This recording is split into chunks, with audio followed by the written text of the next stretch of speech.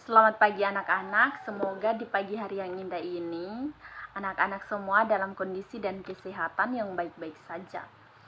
Sebelum kita mulai dengan kegiatan belajar mengajar kita pada pagi hari ini, maka marilah kita panjatkan puji dan syukur kita kehadirat Tuhan Yang Maha Esa, karena atas berkat dan perlindungannya Tuhan masih menjaga kita, Tuhan masih menuntun kita hingga pada detik ini. Nah, pada pertemuan kita kali ini, Ibu akan menjelaskan tentang apa itu cerpen beserta bagian-bagiannya. Nah, mungkin dari kalian semua sudah tidak asing lagi dengan kata-kata cerpen, dan tentunya kalian sudah pernah membaca cerpen atau melihat buku-buku yang berisi tentang cerpen. Nah, pertama-tama Ibu akan menjelaskan materi utama atau materi cerpennya, dan selanjutnya kalau kalian belum mengerti apa yang Ibu maksudkan atau apa yang Ibu jelaskan, kalian boleh bertanya ulang agar Ibu menjelaskan ulang apa yang belum kalian pahami. Oke, kita langsung saja pada materinya. Yang pertama yang perlu anak-anak tahu, apa itu pengertian cerpen. Nah, cerpen atau cerita pendek adalah suatu karya sastra berupa tulisan yang dibuat secara singkat dalam bentuk suatu kejadian beserta konflik dan juga akhir dari konflik tersebut. Sesuai namanya saja, cerpen berisi tentang kehidupan yang diceritakan secara pendek dan singkat. Jadi, isi cerpen biasanya padat dan langsung kepada inti cerita. Cerpen atau cerita pendek juga bisa disebut sebagai fiksi prosa karena cerita yang disuguhkan hanya berfokus pada satu konflik permasalahan yang dialami oleh tokoh, mulai dari pengenalan karakter hingga penyelesaian permasalahan yang dialami oleh tokoh tersebut. Nah, perlu kalian ketahui juga bahwa cerpen itu biasanya terdiri tidak lebih dari 10.000 kata.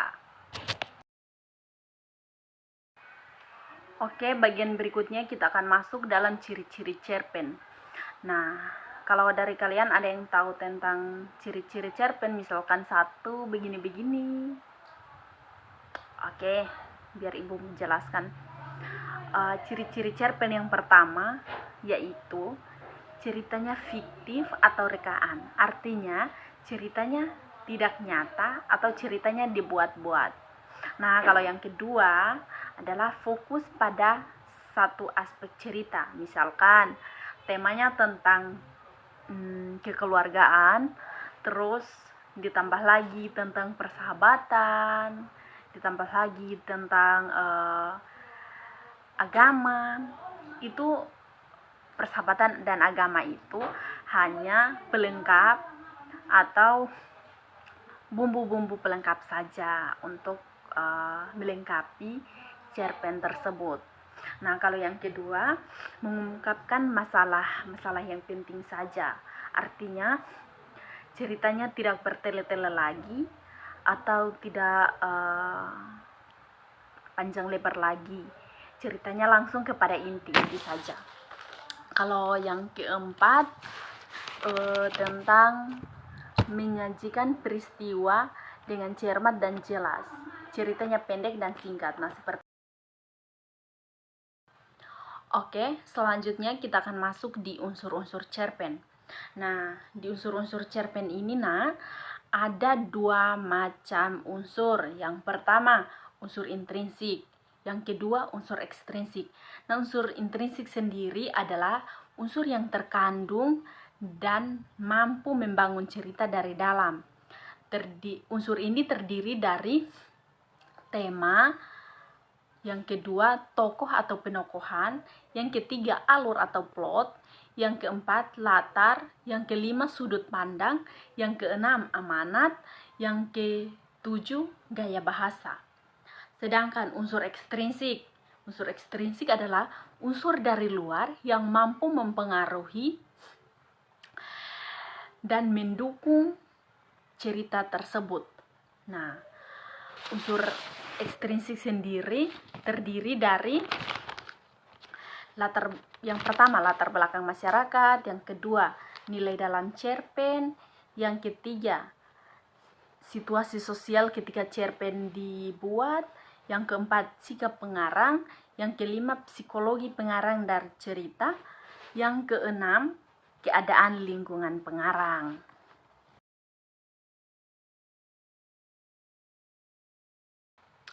Oke, bagian selanjutnya kita akan masuk dalam struktur cerpen.